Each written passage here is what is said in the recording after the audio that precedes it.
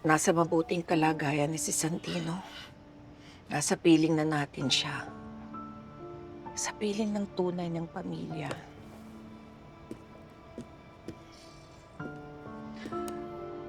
Pinatay na ni Cora ang anak namin. Pagpapayaran niya ang ginawa niya. Pagpapayaran ni Rigor ang ginawa niya.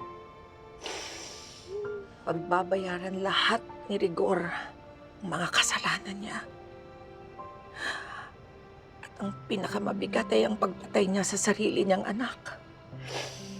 Si Tanggol. Kailangan tawagan natin si Tanggol. Kailangan malaman niya na dito na ang kapatid niya. Naku, friend, paano kung pumunta si Rigor? Tiyak mag-face off sila ni Tanggol.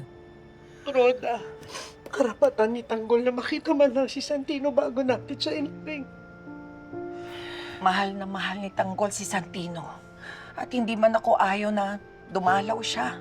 Hindi ko ipagkakait na magpaalam siya sa kanyang kapatid. Kung pwede humingi ng tulong. Sige. Joel, nagpadagdag ka ng tanod. Sarado niyo yung kalsada, sarado niyo lahat ng bintana. Huwag na huwag niyong papapasukin yung tarantado Rigor na yan. Toto niyo. Oh. Papuntahin mo lahat ng kasama natin sa rally. Pupunin natin ng bisita ng bahay. Tatago natin si Tanggol. Opo. Sige, lakad.